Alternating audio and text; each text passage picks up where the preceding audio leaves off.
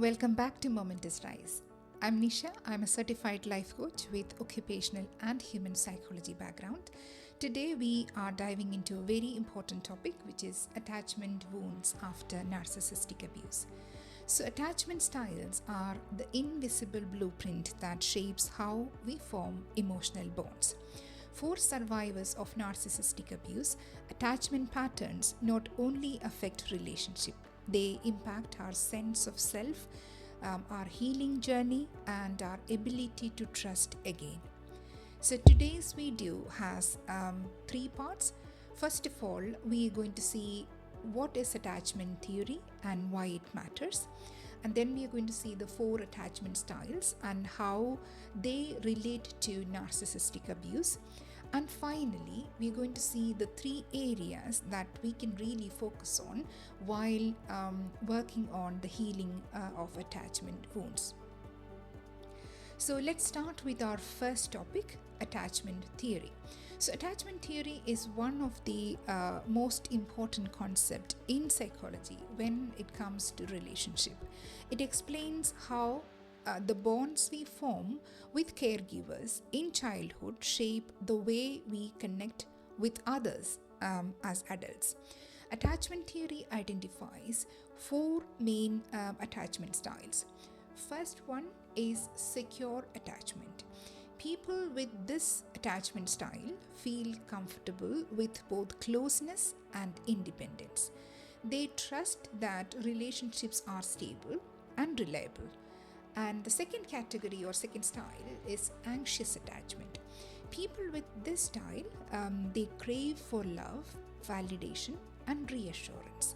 They often fear abandonment and may become emotionally dependent in relationships. And the third category or the third style is avoidant attachment. And these individuals prefer independence and tend to suppress the emotions, and they also resist vulnerability and may feel uncomfortable with emotional closeness. And the fourth style is fearful avoidant attachment or disorganized attachment. In this style, it's a mix of anxious and avoidant tendencies, where someone craves intimacy but fears also. So why does this matter? Because these attachment styles shape how we handle intimacy, conflict, and emotional connection. And for survivors of narcissistic abuse, insecure attachment styles create deep emotional entanglements, making it very difficult to break free from narcissistic abusive relationship actually. So let's see how narcissists exploit the attachment wounds. So typically, narcissistic people use a technique called intermittent reinforcement, which is alternating between affection and withdrawal to keep their victims emotionally hooked or connected in that relationship. This repeated cycle of love bombing, devalue, hoovering, and this rewires our brain to seek narcissists' approval at all cost.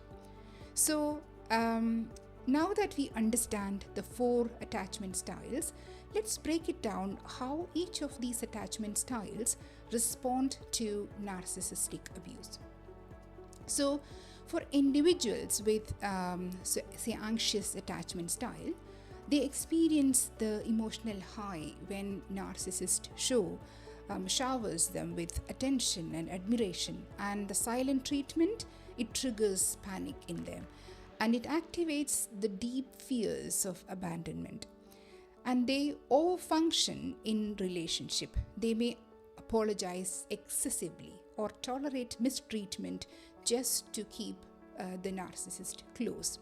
For them, healing involves learning to validate themselves internally. So their self-worth will not be dependent on an external validation or an approval. For individuals with avoidant attachment style, they tend to ignore the red flags. They convince themselves that it is not that bad actually, and they withdraw instead of confronting. Rather than addressing the abuse, they emotionally shut down. And they also fear dependence, actually. So even when they recognize toxicity, they struggle to ask for help. For people who have that attachment style, healing involves opening up emotionally in a safe relationship or safe environment, and learning to express emotions, be it in a journal or with a trusted person, actually. So for individuals with fearful avoidant attachment style, for them the highs of love bombing feels euphoric, but the lows of devaluation feels unbearable, and they struggle with trust, and they doubt both themselves and others, constantly questioning people's intentions, and they actually feel fully trapped in the relationship. Leaving might be terrifying for them, but staying feels just as painful. So, for them, healing involves creating a sense of safety within themselves first. It can be through, say, trauma informed therapy or counseling or coaching, whatever it takes, that creating a sense of safety within themselves will be really, really valuable for them. So let's move on to our last topic, which is how to heal and rewire these attachment patterns, actually.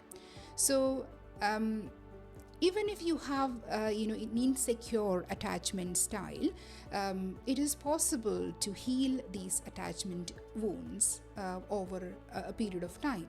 So the first thing that we should be doing is recognize our attachment style and our response patterns, actually.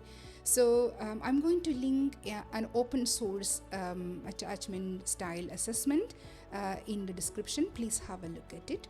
That might be really useful for you. And then once you understand that, track your emotional responses in various situations like conflict, silent treatment, attention, admiration, expressing emotions, vulnerability, hyper independent. How do you handle the emotional highs and lows? Are you somebody who overanalyze? Do you shut down so quickly? Do you crave for validation? So in those situations, identify your own patterns, actually. So journaling really helps to identify those thought patterns and have a record of when and how you may have experienced it. The second thing that you can focus on is rebuilding trust within yourself. So validate your emotions, reframe the self-talk, and whenever you have self-doubt, ask yourself, is that real? And what is the evidence? Challenge the self-doubt. And the third part is practicing healthy boundaries. So boundaries are for self-preservation or self-protection, and it is not to push others away. So it is easy to say that set the boundaries, but for someone who went through narcissistic abuse, it could be a terrifying experience, actually. So at the end of the day, narcissistic abuse is a relational trauma, and narcissistic abuse is not just limited to romantic relationships. It is very prevalent in friendship, workplaces, parent-child relationship, actually. So try and identify those early, boundary violations. With all respect, I would say that, someone's words are not the proof of who they are, actually. So their actions show who they are. And if someone disrespects your limits and boundaries, they are showing you who they really are. And if that is happening consistently, believe it, and do not try to justify their behavior, and not to try fix them or negotiate with them. If these boundary violations are happening consistently, it is a red flag. And healthy people do respect boundaries, and toxic people test them.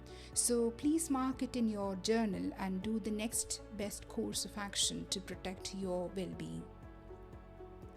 So that's all I would like to. That's all I wanted to share today.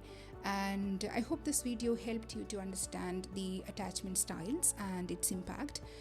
Let me know your thoughts in the comments, and if you would like to be part of a community of like-minded people, I welcome you to Momentous Rise's threads page, where I post regularly. We have almost 15,000 people in that community. And coming back to this video, today's video, which part of the attachment theory resonated with you most? Let me know in the comments. If this video helped you, share it with someone who might need this information. And I post videos every week in this channel, so subscribe and turn on the notification so you never miss an update. Until then, stay strong, and I'll see you in another video. Thank you.